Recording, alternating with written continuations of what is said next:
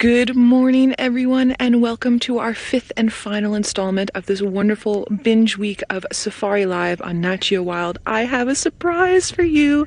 This is Hukumuri, the interloper. We've been talking about him on and off for the past 5 shows. Well, now it's the 5th show. And he is up here on the boundary with the northern part of the property with another male that's on my right hand side that we can't quite see, but they've been fighting. They've been fighting all morning. Right now they're taking a little break, and what Hukumuri is doing is he's lying here and he's growling very low, and he's busy scent marking, and he's just making sure that this other male knows that he's here. Every time he growls, I can hear the other male to my right hand side growling back. It is one of the most amazing things we can possibly see. There's his beautiful face. Notice his eye, it's his right eye, but on the left-hand side of our screen, notice how it's very dark around in there. Now we're sitting with you in infrared because it's dark, so that you can see 150%. It also means that we're not going to compromise the sighting at all. I am Noelle van Moden, coming to you live from the Sabi Sands in South Africa with something that many people never get to see, no matter how many times they come on safari. This is too exciting. I can't even begin to describe how great this is. Now they're going to start moving around and scent marks again. And while we're busy watching them, let's head on over to Mr. James Hendry on Chitwa Chitwa. It is with enormous excitement and some sadness that I greet you this morning for the finale of our 5 live safaris together. All around me, the orchestra of the morning is warming up to herald yet another magnificent African day. Now, as it has been for the whole week, the creatures you see today live in 2 of the most magnificent places on planet Earth. The Masai Mara in Kenya is perched on the banks of the Great Rift Valley, while the Sabi Sands, where I am sitting here, is nestled in the wild lowlands of South Africa.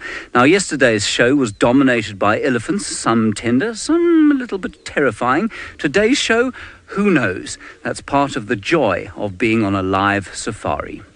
Now, you need to pay very close attention today.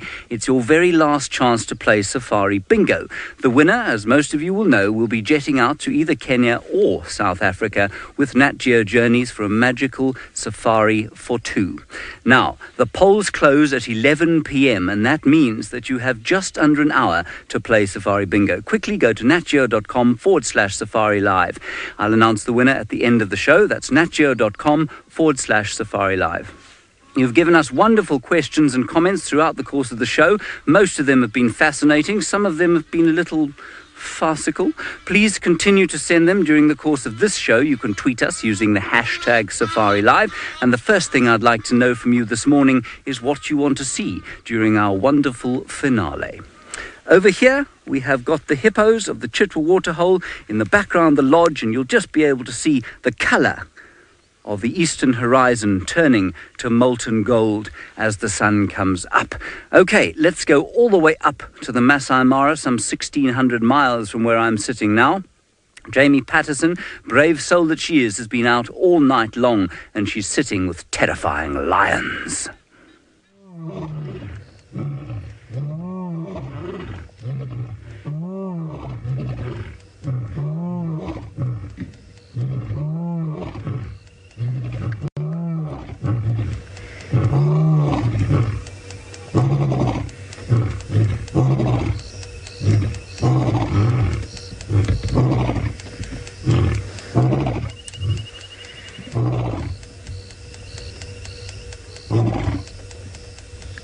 Well, I don't think I could have said it better myself.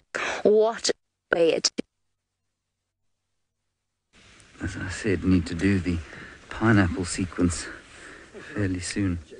Oh, hello, we're live. Sorry about that, everybody. We've just had word of a leopard just behind this dam where we're sitting. Give me 1 second and I'll take you there. My communication device fell out of my, the plug that it's supposed to be in. Stand by.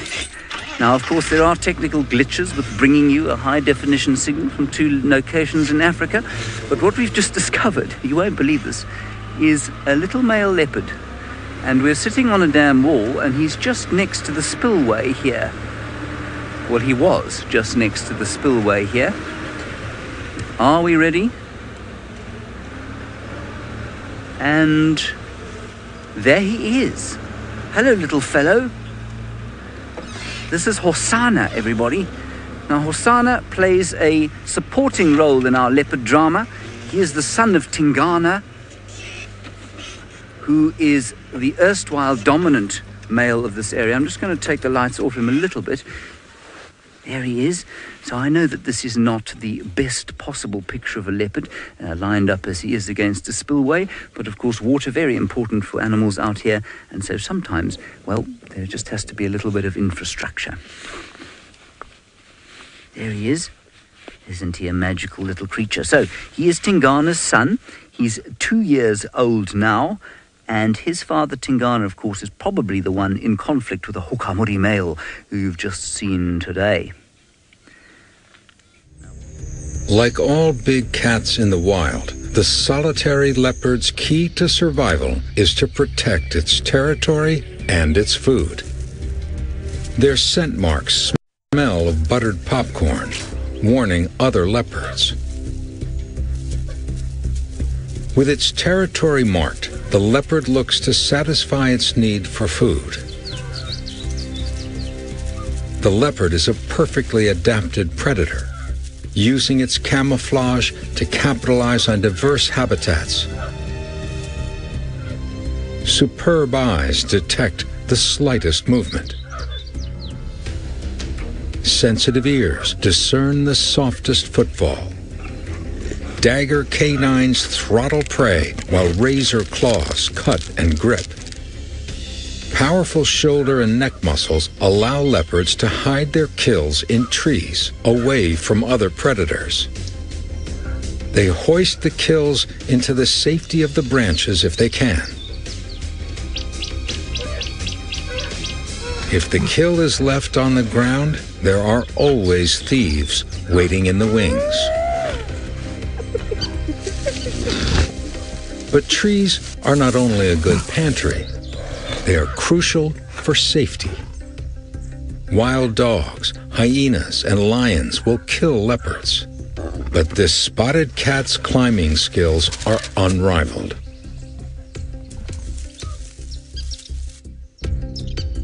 From the trees, the leopard watches over its territory, waiting for the next opportunity to strike.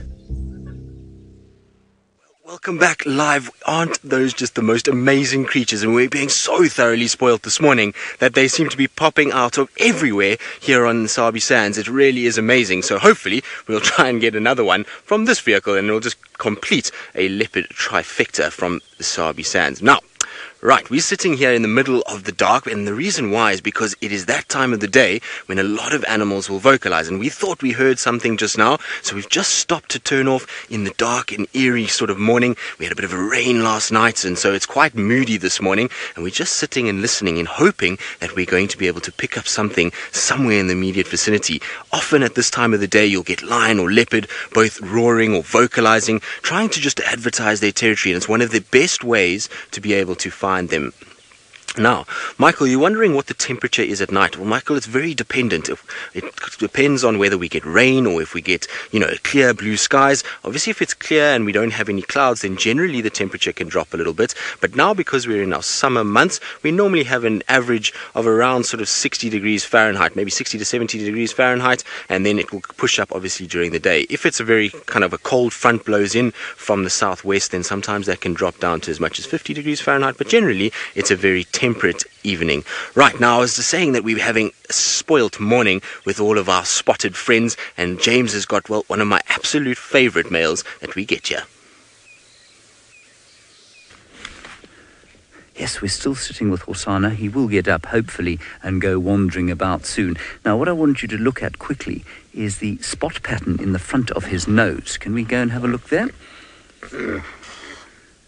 There we go. And what you're going to see is 3 spots. And that's very crucial because that's how we identify these leopards. Now, while you see what I'm looking at there, Lindy, you want to see giraffe today? Well, hopefully we'll see that. Prunell, you've got high ambitions, white and black rhino today, possibly black rhino from the balloon a little earlier, later. And Yvette, you want to see Tundi and cub. Now, Tundi, of course, is Hosana's much older sister, and the cub, his little nephew. Not nephew, niece. She's a female. Now, what he's most likely to do is sit here until something comes along, like something to hunt, or perhaps he might even go hunting down in the river. I think that's quite possible. Sorry, Sandy, I missed your question. I'm just going to ask for it once more to come through. You're asking, I think, about whether or not these cats change their shape. Is that right? Oh, do leopards' pupils change shape? Yes, absolutely they do. All cats' pupils change shape, but they're not like domestic cats' pupils, which I'm sure, Sandy, you're talking about. You've obviously got a domestic cat, your little Moggy, who you love very much. Sandy, leopards' pupils are round, unlike house cats, which, of course, have those slit pupils which turn round in very low light. But leopards remain completely round, just like that. Now, Scott Dyson, who is normally out on foot, is obviously on the trail of something very interesting. He is driving right now, and he wants to tell you all about that. Yes, we're still driving. It's a bit too dark and dangerous to be out on foot. So what we're doing is we're searching an area where we're hoping to find another leopard for you guys. With that Hukumuri Male around with no well, we're certainly a little bit worried about Tundi and her young cub. He's going to pose a big threat to her if he comes across her, so we're desperately trying to find her, and hopefully we will shortly.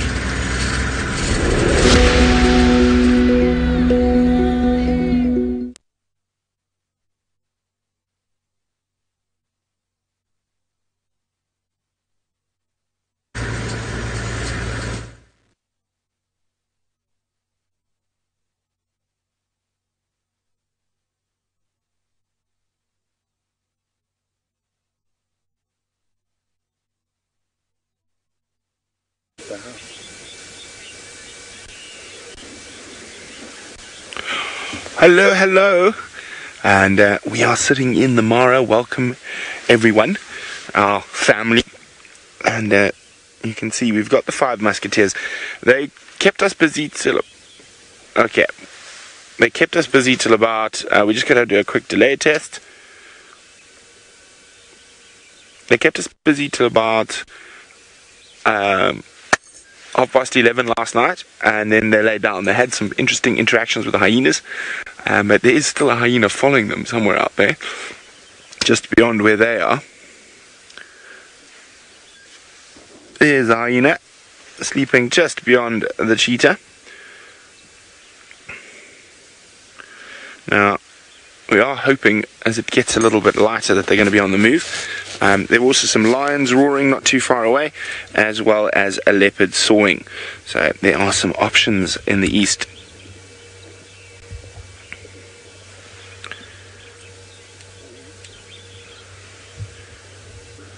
And as I said, we had some interesting interaction. We're going to have a look at that in a little bit.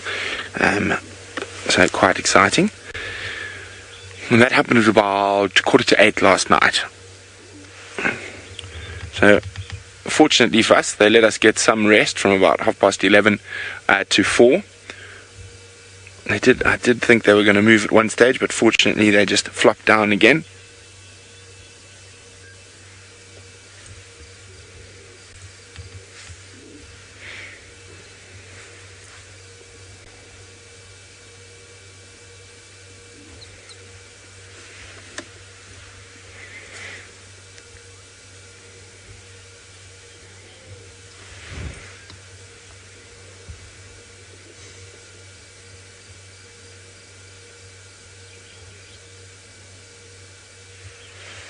There we go, ears are up.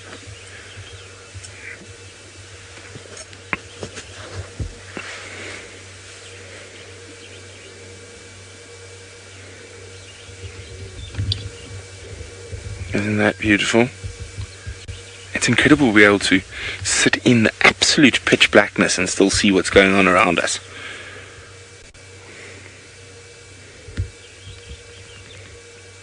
Now, when the boys in this area normally, they jump up and they head towards some murrum pits, and it's always quite nice because they silhouetted against the sunrise on top of high ground.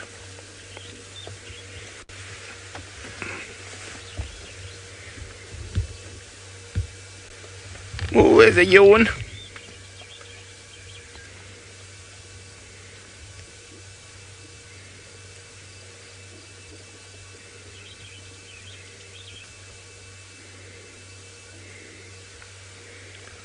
A little bit of movement. Maybe just a reposition for a better cuddle.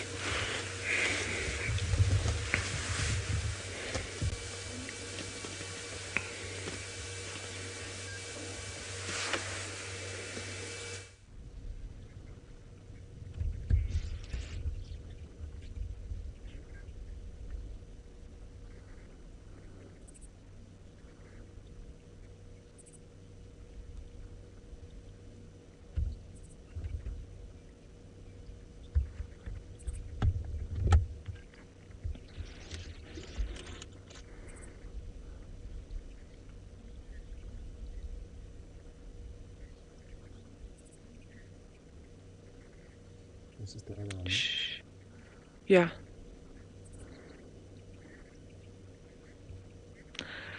Welcome back live to the Sabi Sands. This is the second leopard of our 2 male leopard sighting that we have. They were just busy walking side by side with about 3 yards in between them, growling at each other. Now, there is a male leopard that has been on this property on and off for a while named Djuma.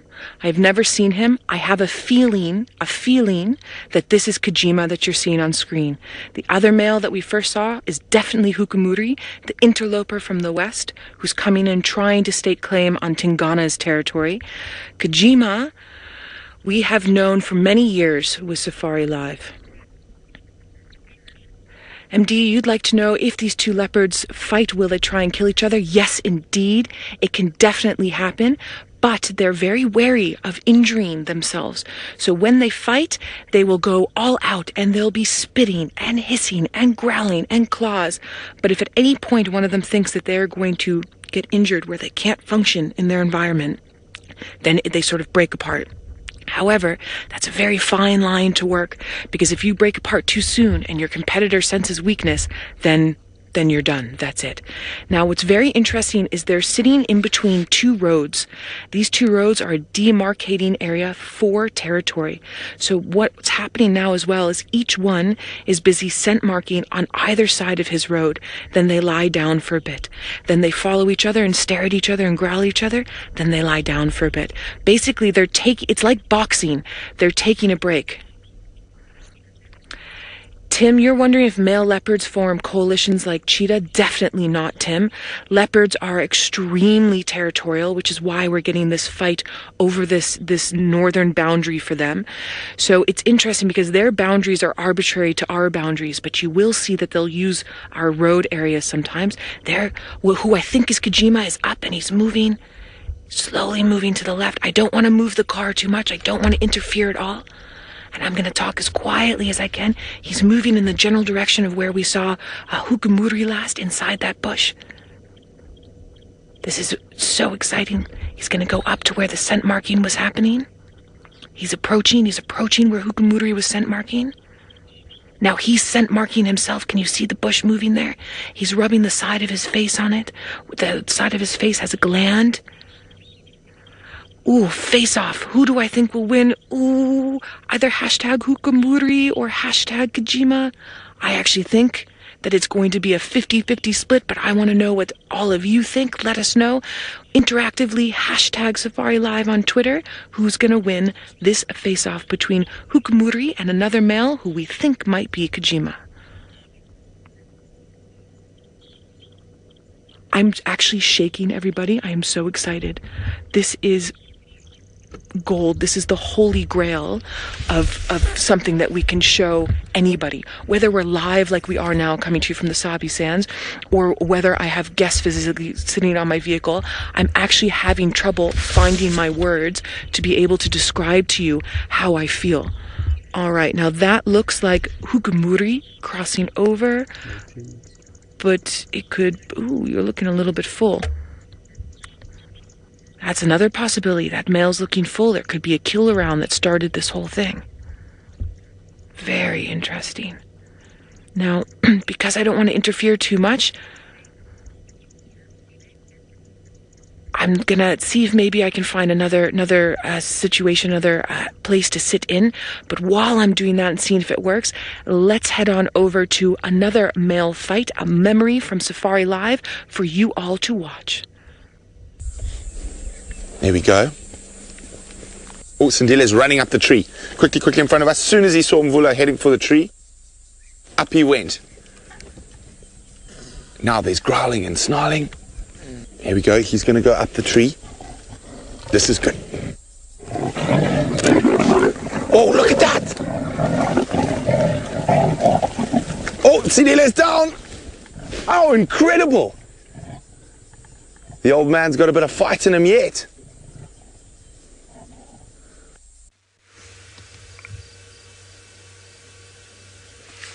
Well, welcome all the way to the Masai Mara. Now, wasn't that amazing? That was a gold medal moment I had, probably just over a year and a half ago now, maybe even a bit longer, of two male leopards fighting over a carcass in the tree.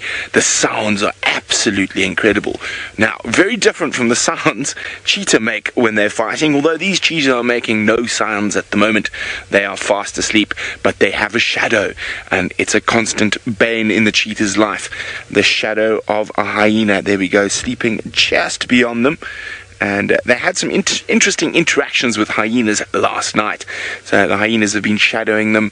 We've been following them the whole night, and it is still completely dark. We're using infrared lights to bring you this incredible scene. Well, a sleepy scene, a placid scene for now. Hopefully it's going to liven up in a little bit. My name is Brent Leo Smith, and I have Craig on camera, and we are in the Masai Mara, and Jamie and Taylor are the only 3 vehicles allowed out this time. Isn't that exciting? So we have a whole 300,000 plus acres to share with you exclusively while it is still dark. Amazing stuff. Now, as I'm hoping these cheetah get up as the sun gets going, I heard some lions roaring not far away. I heard a leopard sawing also not far away. So if this cheetah keeps snoozing, we might go look for some other cats to keep us entertained. But for the moment, I'm still interested to see what happens next. Now, as I said, they had a bit of a tough night last night, battling with hyenas. So let's have a look what happened at about 9 p.m. last night.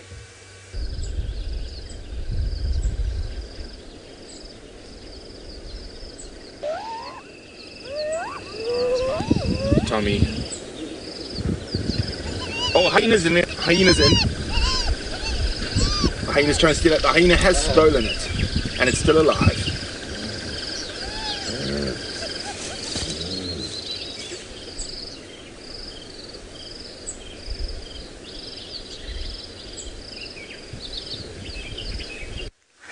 Well, as you can see, a conflict between all of the different predators is a common occurrence out here, as each one fights for their place in the hierarchy of the various animals.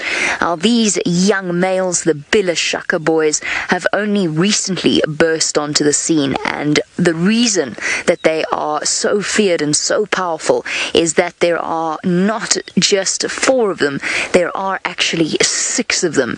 So I have only got 4 sitting around me. They've been roaring the morning into existence. It's been utterly spectacular. And the lovely thing about these territorial calls is that they're going to keep happening before the morning gets too warm. So you will be able to experience that lion roar when they recover themselves. They've just roared a few minutes ago, so they're due another roar, I would say, sometime in the next maybe 5 minutes. And there we go. Now, Walter's wondering about how far a lion's roar can travel. Walter, that's a lovely question, and it depends if you're a lion or a human being, but a human being could hear on a cold, clear morning, could hear a lion roar up to about 5 miles, possibly even more if you've got really good hearing. Lions, on the other hand, can hear it over 10 miles away if it's a good night. I definitely don't want to keep you distracted for too long and away from Noelle. There's all kinds of exciting things happening with her 2 leopards. Quickly, off you go to her. Okay, so they have repositioned.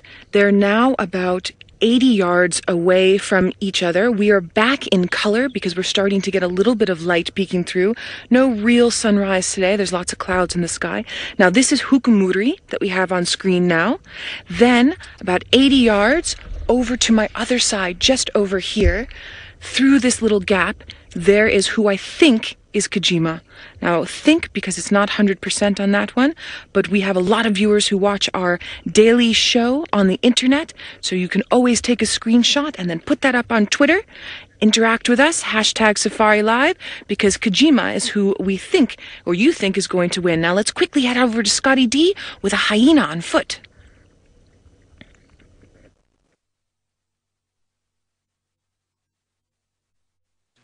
For Tundi, a leopardess and her cub, and this is who we've bumped into, and I wonder if this hyena knows something that we don't. Maybe it's slinking around following her central hyena are known to do that. And as you can see, it's not too perturbed by us, and that's what's making me think it's got a bigger and more important mission on hand. You can see it's just assessing the situation now, nose to the ground. What do you know, hyena? Interestingly, we've noticed that it's missing a tail, so it too, just like those leopards who are fighting, seem to have come across some hardships at some point in time. And how cool is this? A hyena on foot, leopards fighting with Noelle, cheetah up in the Mara with Brent. It's all happening. Now, I think what we're going to do is just keep a close eye on this hyena and actually do what they like to do from time to time and follow it. Because what it likes to do is follow other predators in the knowledge that they can make a kill, and then that hyena will steal it from them. Can you believe it's only 20 yards away and it's just decided to go to sleep? Well, maybe it doesn't have such a big mission on its hand, and we should probably head off. Good stuff. So should you. Send you back to James with Hosana. There we have Hosana. He's up and he's being viewed at the moment by Ronald the Rover.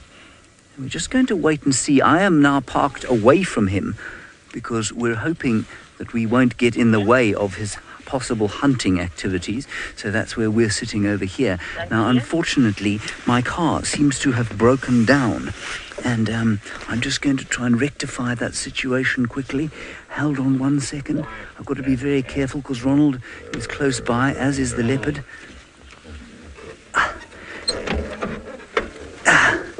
Goodness gracious. This is a dreadful thing to have to do with a leopard so close by. Oh, I think I found the problem. Oh, gosh.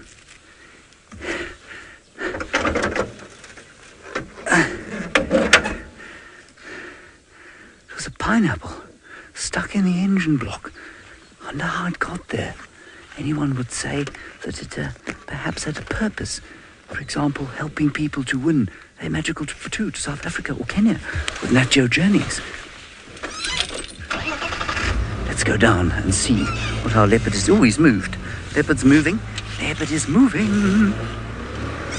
All right, let's go down here. We're going to follow Hosana. I think he's going to go on the hunt down through this drainage system.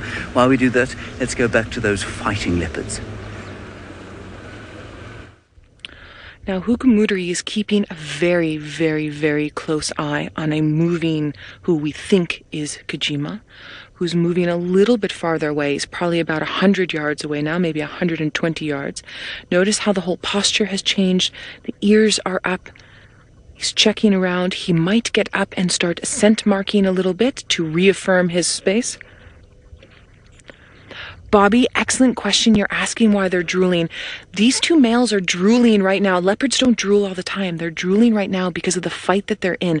They're salivating over fighting with each other and the intensity that it takes to fight. It also ramps up the testosterone in their bodies, and it's just producing a lot of saliva. Watch, watch, watch. Let's listen for a minute. Let's see if we can hear that growl.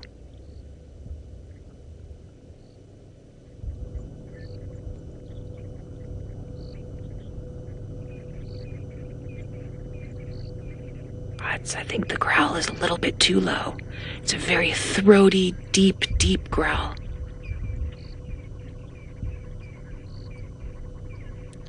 But now he can't see the other male at all right now.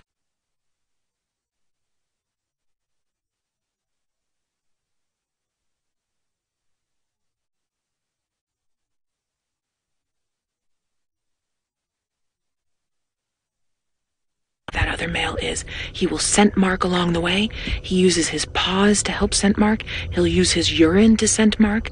He'll use his voice slightly to scent mark. And the sides of his face as well. He'll also roll his whole body in the grass.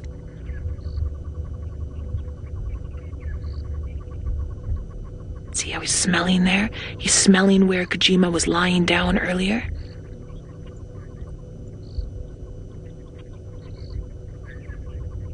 Smelling very carefully.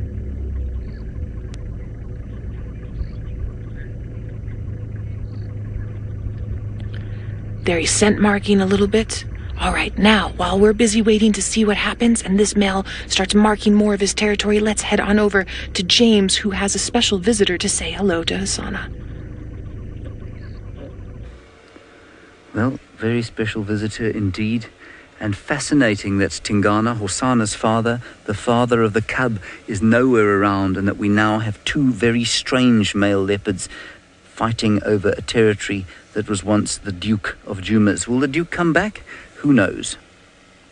Will perhaps the young prince here eventually get large enough and take over his father's territory? That's also a possibility. It's all rather soap opera-esque here at the moment. You can see Ron just moving towards his very favourite friend in the world, Hosana the male leopard. And these young males are just the best because they're inquisitive, they're not afraid of much, they're just good fun. You can see him looking and then blinking slightly as Ron comes to say good morning.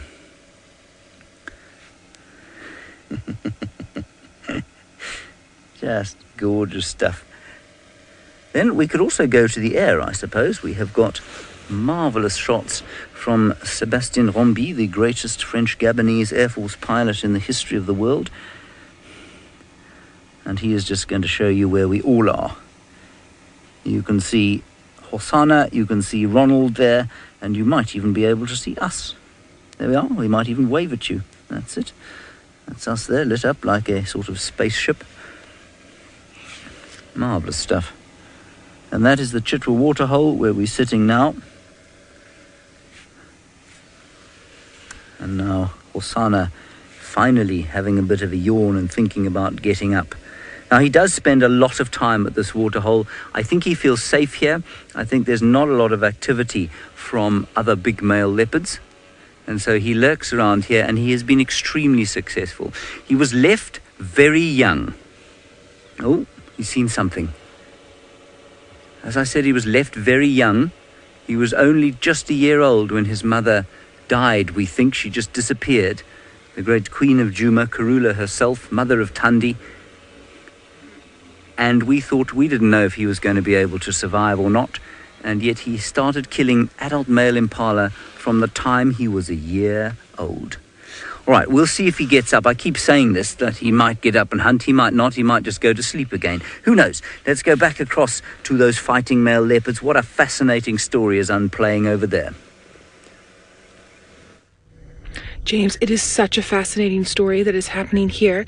Now, something for all of you to remember at home is if Hosana, who is a young male leopard, he only turned 2 in February, if he were to be in any interactions with Hukumuri, who's on screen now, it would not be the same as what we're seeing here.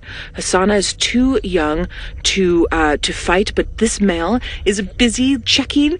Djuma might come over just now.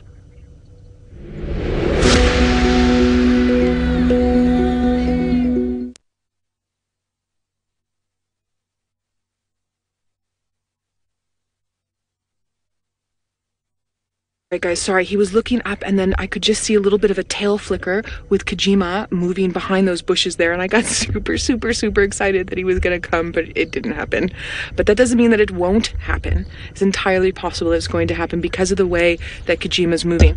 Now, everybody that's at home with us on the internet right now, I'd be interested to know if you managed to get any screenshots and can confirm 100% for me if that is Djuma.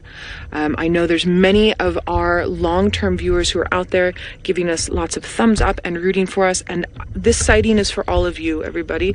I mean, this is just too much. This is not something we get to see often on Safari Live, and all of you are with us every single day, twice a day, so I'm dedicating this sighting to you guys. This is too much. Now, this is the first time I've seen Hukumuri, and this is the first time I've seen who I think is possibly Djuma, and to have them be in an interaction like this is just the best.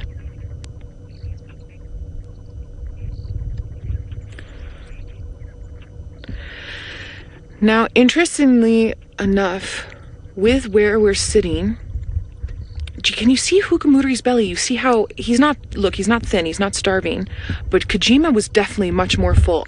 I'm actually pretty convinced that a kill might have started this, or that maybe Djuma had finished off food and then started to move around, and Hukumuri got into the area. Maybe there was hyenas calling early in the morning when we couldn't hear. It's entirely possible. There's so many possibilities here. What I can say to you is there's a border, there's a boundary between the two leopard territories here. Hukumuri is definitely trying to take over parts of Tingana's territory, and it's possible that Djuma is then also trying to take over other parts of other territories on the northern side of here. It's entirely possible. Now, where he's moving, it's going to take me a little while to get around and to revisit how we're going to view this sighting because of the way that they're moving. I also need to kind of see where Djuma is in the background. So I'm going to have to reverse and then move very slowly around. And I think while that happens, let's head up to another big cat with Jamie in the Masai Mara. She's about 1,600 miles away from us. Her roaring lions this morning must have been absolutely incredible. So let's go up and enjoy some time with her. Back to the Masai Mara indeed, where the sun has started to rise and it's nearly light enough. Well, it is light enough for us to have switched into colour. So now, how long have we got, Kirst, before it's time for the males to roar once again? We've now got 2 of them sitting on the termite mound. I think they've probably got 1 more good roar left in them. Okay, Lions, you've got 2.5 minutes. Did you hear that? Yes. I've got a good feeling about this morning. What a spectacular... Wait. Ooh. Here we go. We've taken a massive gamble this morning in order to... We've come all the way up here. Kirsty nearly caught me out with her delay test there. We've taken a really big risk, and we didn't take the risk for the Bilashaka males, but I'm not going to tell you what we took the risk for yet, just in case my gamble doesn't pay off. We shall have to wait and see. 5 and 6. 5 is to the north of me, and number 6 is to the south of me, so they're around as well. I don't know how often these boys are all 6 of them all together. Right, quickly, off you go across to Brent, who's a cheetah, have encountered one of their foes.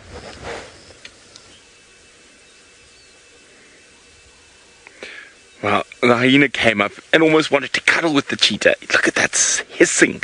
They are not impressed with the spotted hyena, who's just moved closer and closer to them. Now, this could be the catalyst we've been waiting for. It could get the boys up and on the move. You can see the sun is about to rise in the eastern horizon.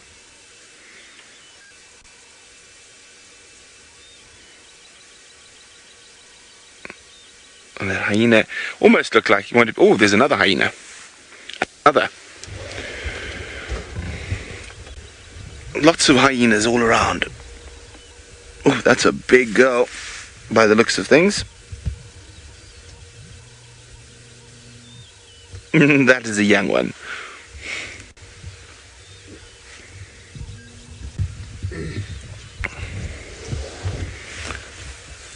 Look at that. The other hyena is rolling around in cheetah dung, it looks like.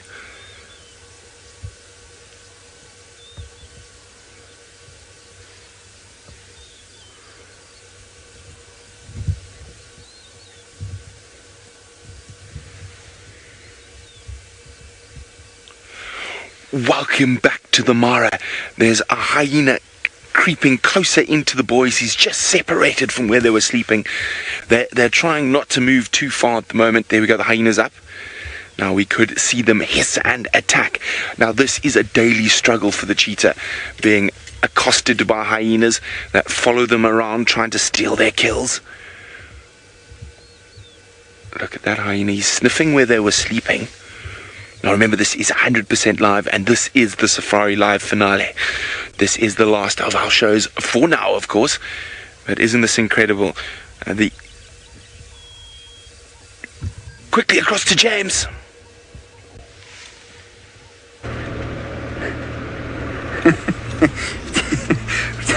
Ronald is having a bit of trouble, I'm afraid, everybody.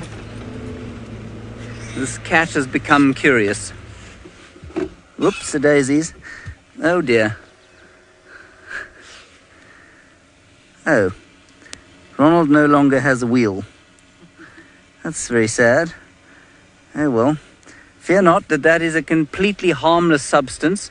It's just a little bit of plastic that he will almost certainly just drop there. Ronald, however, is going nowhere fast. The amount of strength required to do what that cat has just done is quite remarkable. Right. Oh well. I guess we'll probably have to try and retrieve Ronald now. He's not going to be driving anywhere at all. See if we can go and pick him up. Okay, let's go back up to the Masai Mara. I don't know if you've met Taylor McCurdy this morning, but she's appropriately with lions, of course, because she does have the mane of a lion, as I've told you a few times. Blonde hair like you've never seen in your life. No, you haven't met me. Better late than never. And well, it's perfect timing because the lion cubs of the Marsh Breakaway Pride have been awake for quite some time. Isn't this incredible on this live African safari, seeing such a variety of big cats in Africa? My name is Taylor McCurdy, and I say this all the time, so I might as well carry on with it. I'm very excited to have you on board the largest safari vehicle in the world. Now remember to always hashtag Safari Live if you do have any questions for us. Now, you may remember the Marsh Breakaways. We had them on the first episode, if I'm not mistaken, and then they were MIA for quite some time, and I couldn't work out why. But since the migration has left us, and it's been gone for many months now, it's been increasingly difficult for the Marsh Breakaway lionesses to find food. And that's not the only trouble that they're having at the moment. The Olololo lions, which you met on the third episode of the Safari Extravaganza, have started pushing into their territory looking for food too. So I think they went hiding away in the forest because the Olololo Pride is much larger than the 5 lionesses here and the 7 very, very young cubs. Now, As we sit here and watch those little ones play, Ilona, you're wondering if leopard and cheetah territories overlap lion territories. Most certainly. And isn't it incredible that even though the three big cats of Africa are constantly in contact with one another, I think more so than we even see. Obviously, we aren't always following these animals 24/7. They've all got different ways to try and evade each other. Leopards can climb trees very well. Cheetah can run quite fast. But when the smaller cats, the leopards and cheetahs, do see the bigger lions, they try and keep their distance. But what we're going to do now is send you up into the sky where there is a balloon floating over the Mara.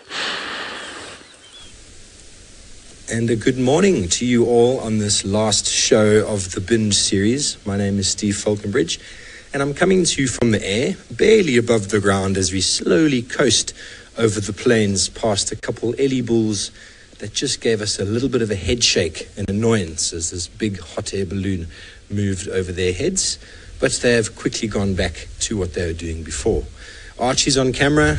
Please feel free to send your questions through to @SafariLive. We are in the air. This is marvelous stuff with Skyships Balloon Safaris as we slowly, at the mercy of the wind, move over the Mara Triangle in a beautiful southeasterly direction. So as we continue moving, we're going to go across the river to Jamie, who I believe has got her lions, and they are now moving. Our lions are indeed on the move. Hold on 1 second and we'll get another view of them as the sky is starting to turn pink and the 3 Bilashaka males are walking straight past us. I've mentioned a little bit of the history. They arrived around about the time of last year's migration, or at least really started to come into their own during that. Did you listen carefully? Migration. There's a word for those of you who might perhaps have needed it for some reason. There are even, oh look at this, this is spectacular. The sky is pink. You are watching the lions as they move about first thing in the morning, elephants behind them, and it doesn't get better than this. Or does it? I have a potentially very special surprise up my sleeve. I'm not going to tell you what it is. Quickly, off you go back across to Noel, whose leopards are moving. Oh my goodness, it looks like Hukumuri's won for now. Djuma has gone back into Buffelshoek. We are very slowly trying to get a visual of Hukumuri again for you. I'm going into a little bit of a tricky area. Now, while I'm trying to navigate this tricky area, I have a sighting that I would like to share with all of you from earlier or late last year, but earlier in my career with Safari Live, involving wild dogs and leopard. It was one of the most amazing sightings I have had in my career, and I just hope you all enjoy my gold medal moment here with us while I'm busy trying to find Hukumuri for you again. We just got up and they've made a kill. It looks like they've killed a baby impala. This is so exciting. They've ripped it apart already within mere seconds. There they run. So this is just, this one you can see in front with all of the... Ooh, there's a leopard. There's a leopard chasing them. There's a leopard chasing them. Look how excited they are. Now they're going to look to see where did that leopard go? Smelling. How insane. How absolutely insane.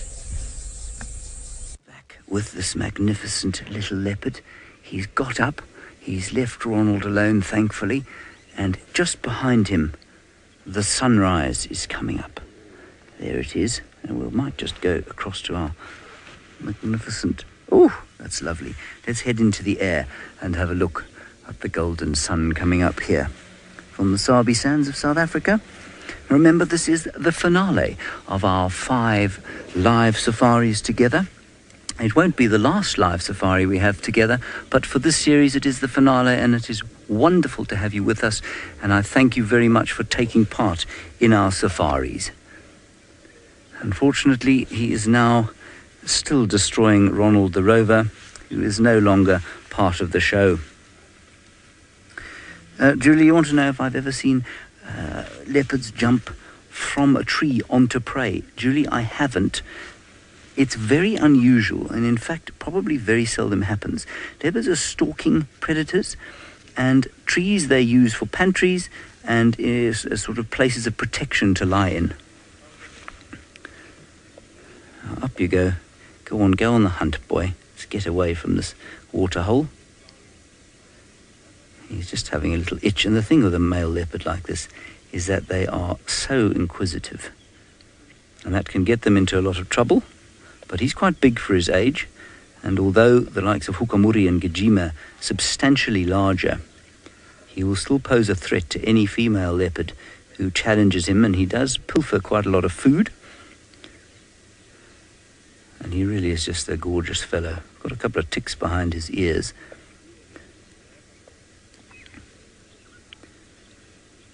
Alrighty, now, I knew this leopard when he was very, very small, and for me, leopard cubs are extremely cute. But in my mind, there is nothing in the world cuter than a little lion cub.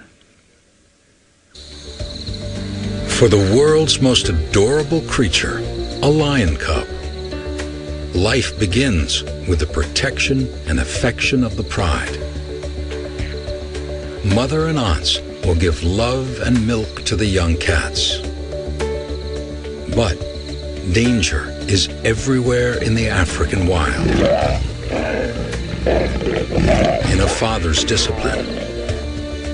In a disease the young are too weak to fight off.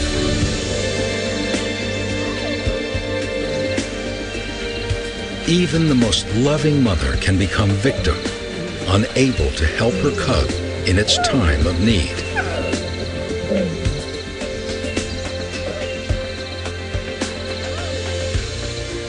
The wilderness is fraught with lessons.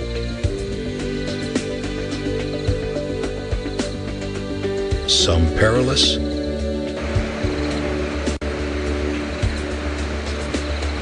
some playful.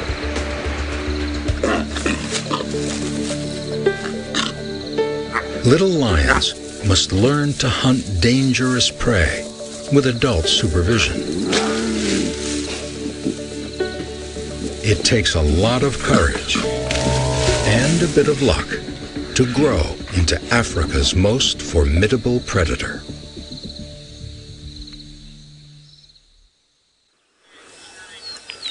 Welcome back live to the Mara Triangle. You can see why the big cats, the lions, are my absolute favorite. This is so precious to be able to sit here and watch them play. Now, for those of you who have never seen lion cubs before, I can promise you'll fall in love with them fairly quickly because they are so adorable, especially at this age. Now, the marsh breakaway cubs that we've got here, there's two sets of varying ages. And, well, the youngest set's only about 5 months old now, and the older ones must be almost 7 months old or so. But they're still teeny tiny tots that are very fluffy and kind of uncoordinated, as you can see. So they're playing under that little croton tree, hiding away, practicing some wrestling moves. And this is, of course, all very, very important for one day when they're big and strong, because they're strengthening the muscles, and we chat about this all the time. They're learning how to leap, they're learning how to lunge, they're also learning how to stalk. Wow, interesting question from Jacqueline, and you're wondering if house cats would recognize the big cats. I'm not sure, but you know what? Is that often people send in screenshots of their cats absolutely fascinated with lions, especially when they roar, sort of staring at the screen and sometimes running away with their tail between their legs. So I think that a domestic cat would probably see a big lion and head for the hills. I don't think they would be brave enough to get too close to them. But these little ones, well, they think they're the biggest, bravest things out there. But that's, of course, because they've got mum to watch over them quite closely, and they will defend them to the best of their ability. This is incredible. Now, a scene that is quite lucky to experience out here in the Mara is a similar one that Jamie has just across the river in the Masai Mara National Reserve.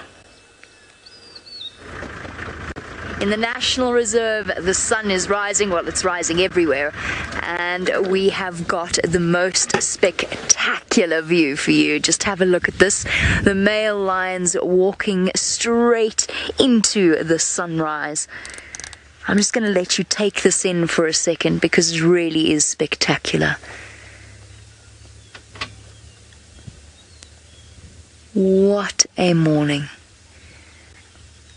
4 big dominant male lions that have just recently gained their very first territory in their lives and, if rumors are to be believed, become fathers for the very first time.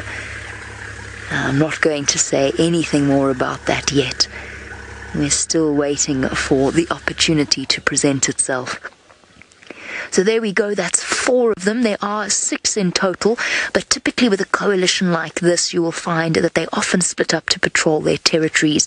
Now that's just in answer to one of the many questions that we often get on hashtag Safari Live on Twitter. And of course, we will also have Tom Staff who's helping us to answer questions. Quick, I don't want to keep you away from the action in South Africa. Steph is on foot. Let's go and see what he's found. Hello, and yes, I found something to show you, absolutely, and it is one of the most drought-resistant animals that we have over here. This is a giant land snail, and as you just saw there from my name, I'm Steph Winterboer. We're on foot, just the same as what Scott is. Now we're waiting for this very shy snail to come out of his shell. This is a small one, believe it or not. Now I'm going to put my fist next to this snail. There his eyes come out. Have a look at the size of this guy. Half the size of your hand. And they get to the same size as my fist. Now he's got 2 long eyes on the top, 2 short eyes on the bottom. And what this particular mollusk will be looking for is any fungus that they can eat. And their body is soft all over, with the exception of their shell over here. And a horny covering in their mouth, which they use to scrape off the fungus that they eat. Oh, he's very shy. Now, from a survival point of view, water, when it comes to a drought, water is one of the primary things that you need to look out for. We can't go much more than 3 days without any fresh water, and out here the water is almost always dirty. And these guys, their shells, they get preyed upon by insects, and their shells lie all over the bush, and we boil water in their shells to purify it when we need some. All right, we're going to be sending you over to a fish eagle on the ground. Indeed, we have got a fish eagle on the ground. We've left the little leopard. He is sleeping next to his new friend Ronald. Now, remember, you have got another 5 minutes to play Safari Bingo. I'm going to say a word now. Listen carefully. Drought. There we go, I said it. Drought. I'm going to say another word. Are you listening very carefully? Migration. Migration. There you are, twice. 2 in 1. The fish eagle is not a migrator. It does not engage in migrations, and in fact does very well in droughts because the fish are easy to catch when the water holes get small. Now, the fish eagle, very closely related to the American bald eagle. In fact, they are the same genus. What a magnificent fellow he is. All righty, let us go back across to Adonis. Now, on his very large feet and boots, he is sitting with an elephant.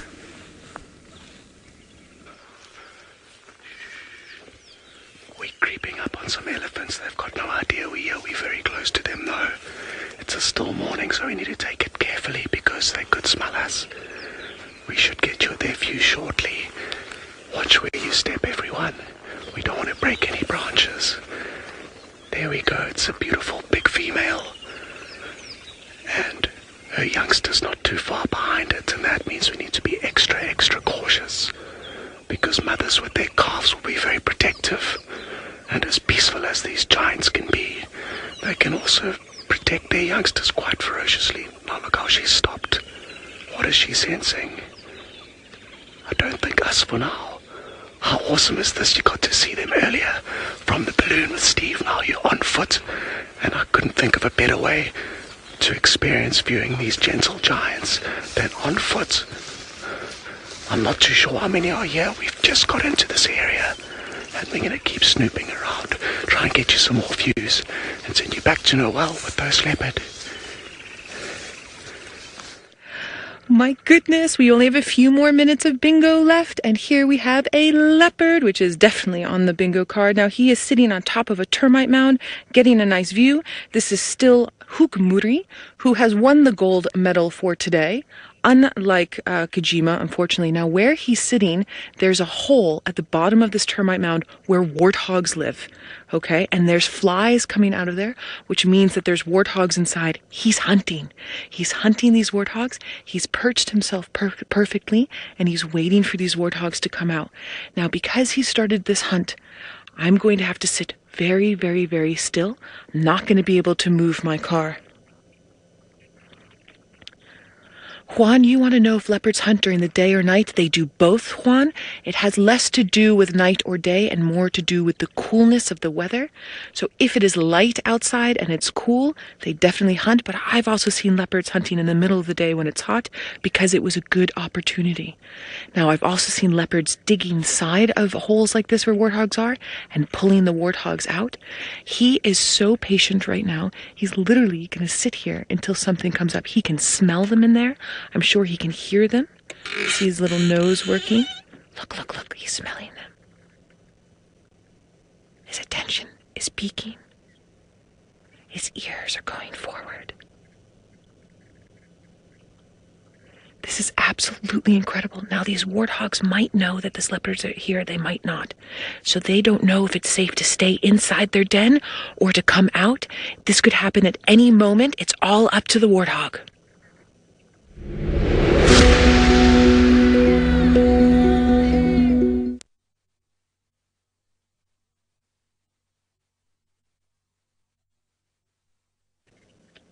Guys, this is so exciting. I don't know who I'm rooting for, if I'm rooting for Hukumuri or the warthog. I do love a good cat hunt. I think it's one of the most amazing things you can possibly see. However, that being said, I kind of feel like Hukumuri has cornered these warthogs inside their burrow. Now, that being said as well, I'm saying warthogs, and I'm saying warthogs because of the type of burrow and the angle at which it is in, but that doesn't mean that there isn't something like a honey badger or an aardvark in there. It'd just be the best bet would possibly be warthogs. Now, warthogs go into their den, into their burrow, I should say, bum first, so that they come out tusk first. So now, if they are to come out, the way they're going to move will allow Hukumuri to sort of jump on their backside, which is the way that he likes to hunt. Well, any leopard likes to hunt. Any predator likes to hunt. The back end, the rump, is the best area to get your claws into. It also saves him from possibly getting tusked by the very, very sharp warthog tusks. Now, he is looking intently, which makes me wonder if he can possibly see some of the warthog in there. You see how he's looking like that? Look, look, look. Watch, watch, watch. I'm going to go quiet for a little while. Because if we get action here, there's going to be a big burst of speed and a lot of noise. I've got 2 other game drive vehicles that are with me, so they might come into the shot if they move in a certain direction, just so you all are aware. But both game drive vehicles are both lodges that we work with every day. Tax is in the Djuma vehicle, and he helps us out all the time, as does Shawl, who's in the Nsinga vehicle. We've been working together all this week, and they've also been helping us with keeping sightings. I was shaking earlier because I was so excited about the interaction between the 2 males and the possibility of getting a nice big fight. As we know, Djuma has moved north into Biffleshoek, and we're hit with Hukumuri, who's now moving south. There was a battle that happened. Hukumuri won that one battle, but it doesn't mean he's won the war. Now, because he's been scent marking and moving, now he's decided he's hungry, unlike Djuma, who was very full. And now this scenario where he's come across a possible prey item is incredible. There was a sighting that happened before I started at Safari Live.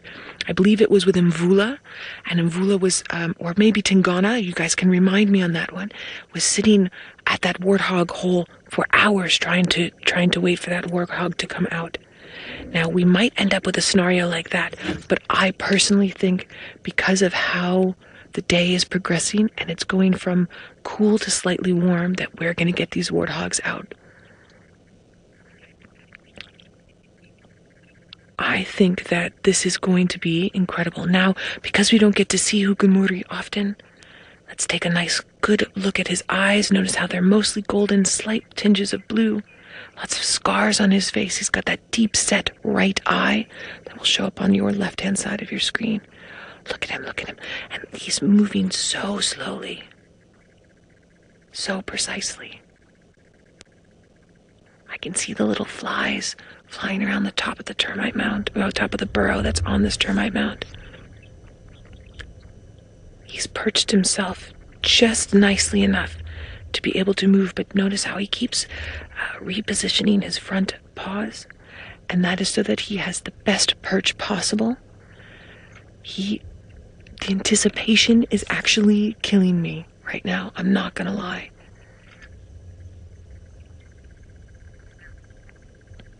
All right, we're gonna go in close on his face here so we can see the intent on his face there.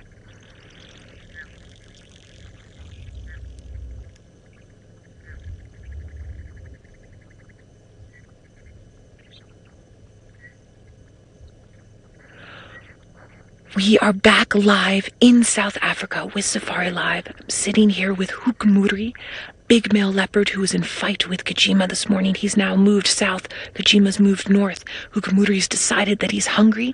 He's now perched on the edge of a termite mound right above a warthog burrow, and he is waiting intently and patiently for his opportunity to catch these warthogs.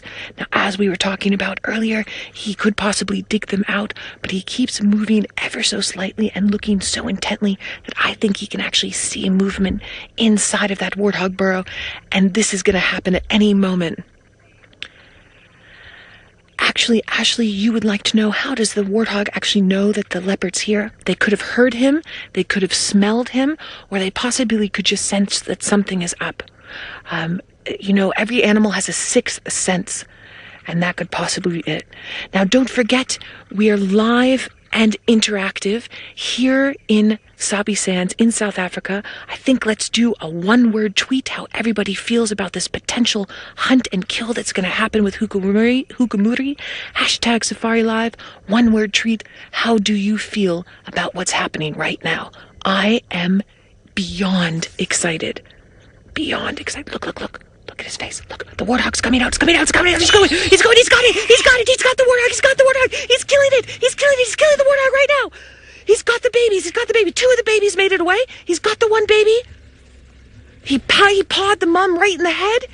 We got this live, 100% live on TV. He's still busy killing this warthog. The mom's still coming out of the hole. She doesn't know what to do. One of her babies is being killed. She doesn't know if she's going to come out, if this is going to happen. He's busy strangling it on the back of the head. He's trying to get his claws in there. He's trying to make sure that it dies completely before he moves. Don't forget, any sensitive viewers, don't watch this. Everyone else that enjoys wildlife at its peak, keep watching. This is the most amazing thing, live, not just live for everyone, but live on Nat Geo Wild on our 5th and final installment. Everybody, I am shaking.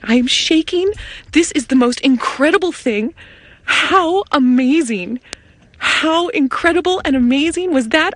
I hope you all were just blown out beyond belief. I'm gonna have to move around to get a better visual. Seriously, I can't. I have no words. We need a one-word tweet on that. How does everybody feel about that? One-word tweet. How did we feel about the anticipation of the hunt? Now we need a one-word tweet on that incredibleness that just happened. Now he's moving away. He's moving away to see where he's going to cache the kill. Sometimes they'll cache under a bush. Sometimes they'll cache in a tree.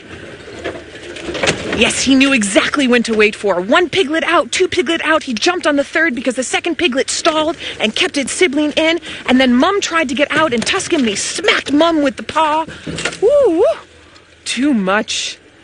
too much, everybody. All right, now he's moving away. He's moving away from the kill site. Remember, Kojima is not too far away. So if he heard any of that squealing, he might come busting in. So Kojima's moving far away, not because of us, but because of the potential of the fact that another leopard could come and steal his kill. And he's hungry. He wants to eat this. So the answer to the one-word treat was epic. I agree. Epic, epic, epic. Enjoy that apple juice.